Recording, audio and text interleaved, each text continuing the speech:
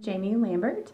I work for the Florida Department of Health, managing a maternal child health program, and I'm here today to talk to you about the Zika virus. Specifically, I'm going to talk to you about what the virus is, what the symptoms are, and what's going on with it locally here in Florida, and what you can do to protect yourself and your loved ones.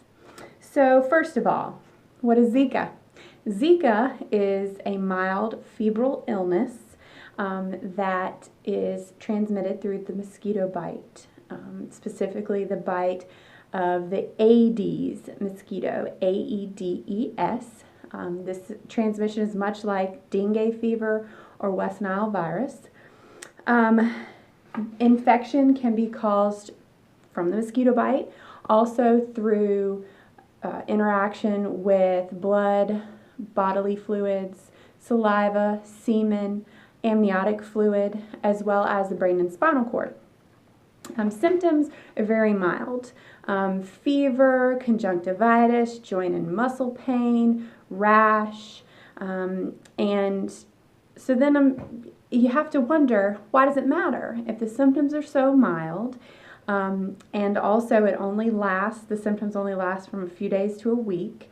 And why does it matter? Why is it such a big deal? Why is it such a hot topic?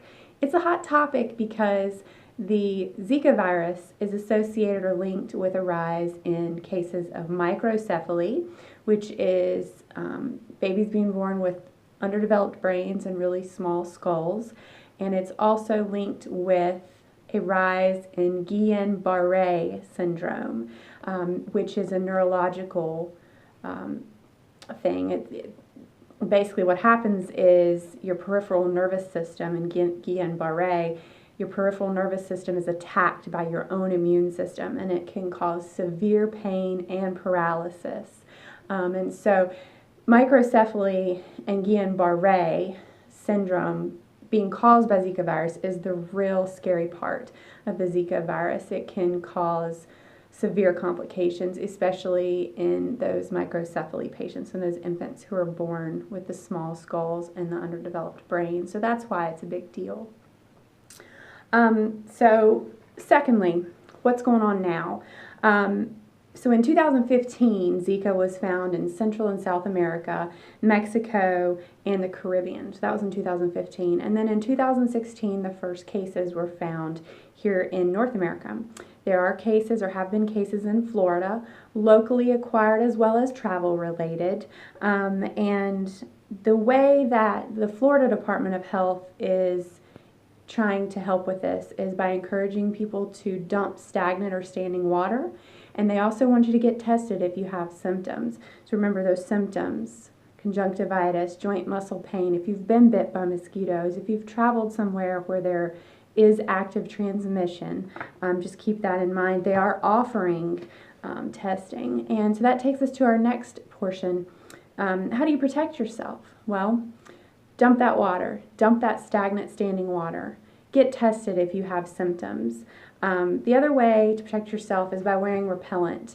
FDA-approved repellent is okay for pregnant women to use as well, which is very important during pregnancy to prevent contraction of the Zika virus.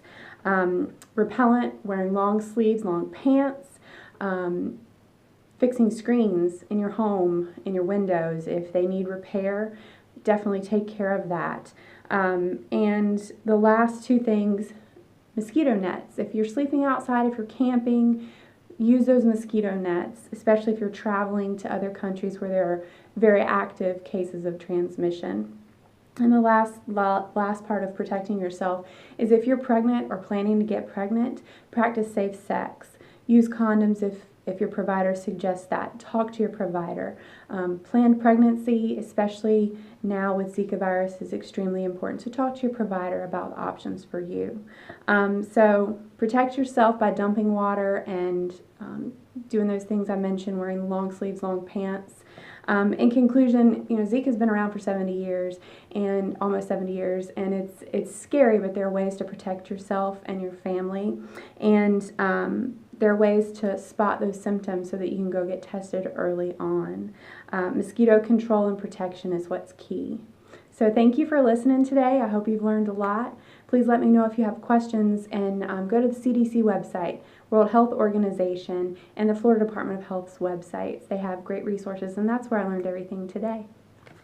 Here's my card. Thank you. Have a great day.